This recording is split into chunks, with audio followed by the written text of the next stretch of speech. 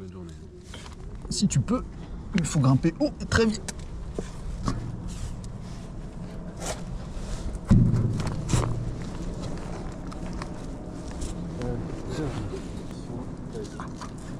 On prend la barre, on la barre.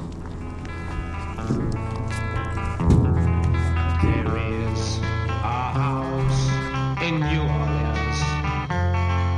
They call the rising sun. And it's been the ruin of many a poor boy. In God, I know I'm one. Je m'appelle Nicolas. Je m'appelle Arsène, on se connaît depuis qu'on est tout petit.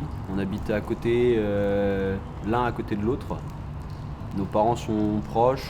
Là où un peu notre relation elle a un peu pris un tournant, c'était lors d'une soirée entre nos parents. Et puis moi j'avais déjà parlé à Arsène que j'avais déjà testé un peu l'urbex et que j'avais comme objectif un peu lointain de grimper une tour.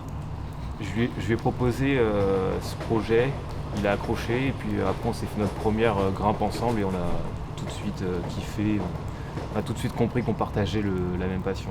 Ouais, c'est ça.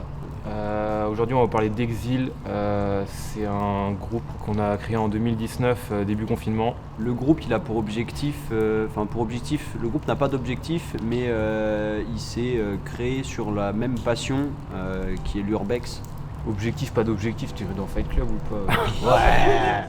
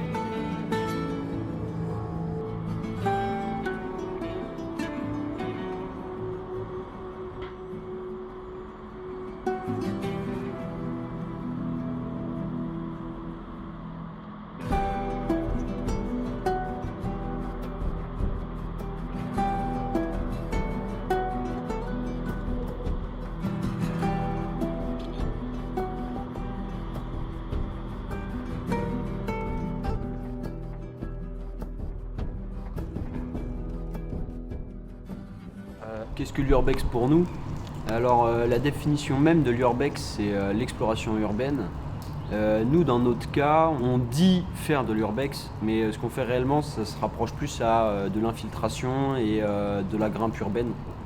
C'est ça, c'est que surtout aujourd'hui, la définition de l'urbex, elle est assez démocratisée comme la découverte et l'exploration de lieux désaffectés, lieux abandonnés, alors que c'est juste une branche de cette discipline. Nous, on exploite vraiment la branche grimpe, aller chercher les hauteurs.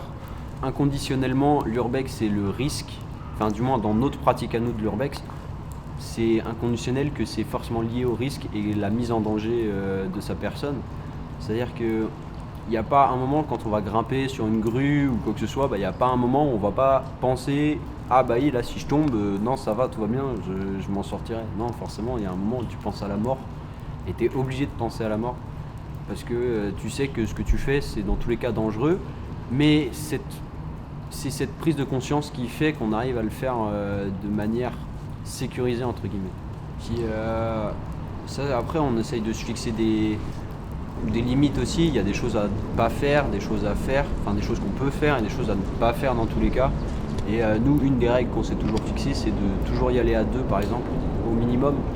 Et pas forcément au maximum, ça dépend, mais toujours au minimum y aller à deux, comme ça s'il y en a un qui est dans la merde, l'autre il peut essayer de faire quelque chose, alors que si t'es tout seul et que t'es dans la merde, bah t'es tout seul.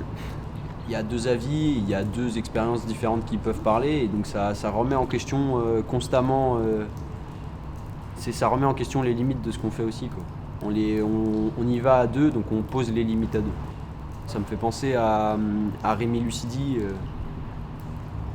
qui a chuté tout seul. Pour l'info, Rémi Lucidi, il était en train de grimper une tour à Hong Kong, donc jusque-là il n'y avait pas de problème, sauf que lorsqu'il a voulu partir, justement il n'a pas trouvé de sortie, la porte était fermée, donc la sécurité du bâtiment, ils ont appelé les forces de l'ordre, et c'est quand elles sont arrivées sur place qu'il n'était plus là, et qu'on a retrouvé le corps en bas, peut-être 220 mètres plus bas.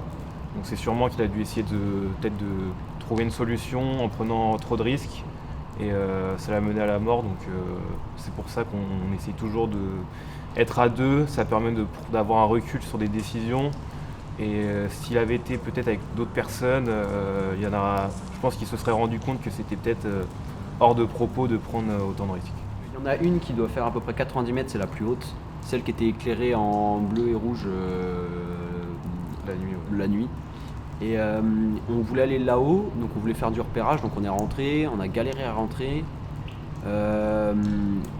On est arrivé sur le chantier, donc on est arrivé au pied, on la voit, et là il faut commencer à avancer vers le pied de la grue pour pouvoir grimper.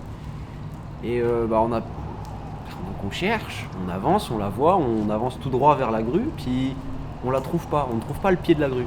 Il n'existait pas. Parce qu'en fait, le pied de la grue, il est dans le bâtiment, c'est-à-dire qu'il est dans la cage d'ascenseur. On rentre dans le béton, etc. On n'arrive pas à le chercher, donc on descend les étages, on les remonte, on essaye de trouver, on ressort des espèces de bâtiments en béton pour voir où elle est. Puis finalement, on a vraiment l'impression d'avoir tourné autour. Ouais, c'est ça, on a passé 1h30 à chercher le pied de la grue. On a juste grimpé les 25 premiers mètres pour un peu se récompenser d'avoir fait notre repérage. Mais du coup, on garde cette grimpe pour plus tard. Ouais, c'est ça. Natural beauty, you know.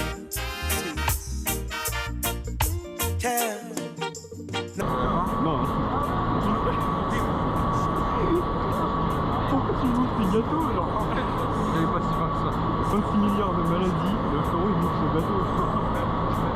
Oh yes, let me get my words right and then approach. Envole-moi.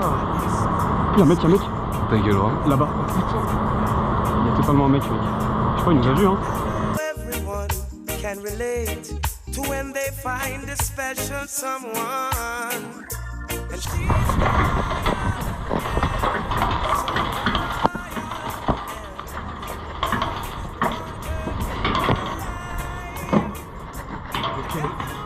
Non mais frère, je suis pas assez rapide.